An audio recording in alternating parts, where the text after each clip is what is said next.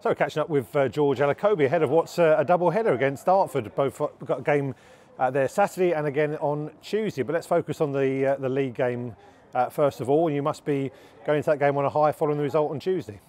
Yeah, it's always good to go into a game after the back of 3 points against a very good side on Tuesday night in Chelmsford. That's been put to bed, and we firmly keep our eyes on Dartford. It's always a tough game. It's always been that way.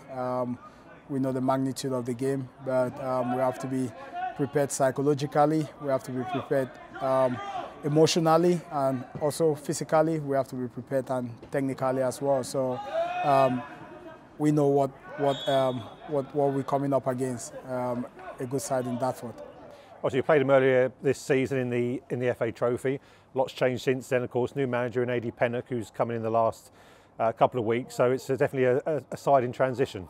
Yeah, definitely. And obviously, it's going to give a lift to all the players. They might give that 1 or 2% in terms of their performance levels, and we have to be ready. And obviously, they're fighting for points, and both teams are fighting for points, and we're going to go there, and we have to set up, make sure tactically we get our tactics right on the day, and try to impose our game plan on them. How is it in terms of, obviously we are where we are in terms of the fixture calendar? There's not many Tuesdays left, but how does it play really playing that game Saturday, Tuesday within 72 hours? No, not a problem. First we have to focus on the league game, and then whatever comes after that we'll look into it. But our main focus is the league game. We have to, like I said earlier on, we have to make sure tactically we get it right in terms of the personnel we want to choose from. And if we do that and make sure we don't play the occasion, we play the game, it's important, and give a best account of ourselves. If we do that, then whatever happens, we'll take it after the game. Well, it's the first time we've spoke to you since we interviewed you when you had your contract extension. With that now in place, are you already got one mind on next season yet, or is it a case of let's get these 9 or so games out the way first before you start on next season? No, definitely. Always have an eye on next season from when we started this season, because that's the plan we've got here at Maidstone United Football Club. We're always looking long term. But our short-term goal is obviously 1 game at a time, like you said. But yes, we need to have our eye on next season as well in preparation for. We know where we're going to be. We don't know if we're going to be, in the National League South or in the National League itself. So we're preparing for both eventualities, whatever at the end of the season where we are, we'll go from there. But yes, very much so. We're always looking. Our scouts are out there making sure they're looking and making sure they're pitching players that we think might cut it in this division and also the division above.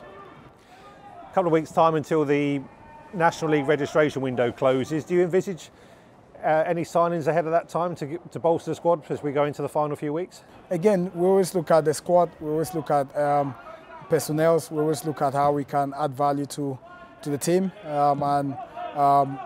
Just like every other club, I believe it's going to be looking at boosting their squad in areas. And yeah, I can't give too much on the cameras, but definitely yes, there's work going on behind the scenes. And if the right players available to add that value and quality to our squad, then we'll look to do business, definitely. I guess an example of that would be Matt Bentley. You had him in for 3 or 4 weeks. Obviously impressed you to get the deal until the end of the season. Yeah, definitely. With Matt, we saw glimpses of what he can bring to our structure here, to our team, to our squad. Great lad, came in, just took on board what we was asking, but also showcase his skills. And he's a very confident young man, and it's important that we broke a deal with him and his representatives.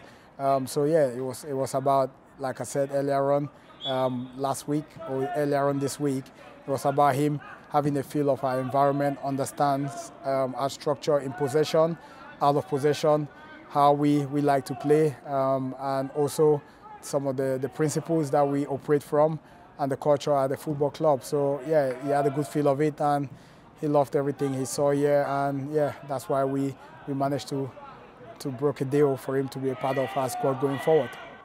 Well, George, thanks for the update as always, and we'll catch up with you again after the game tomorrow. Thank you very much. Thank you.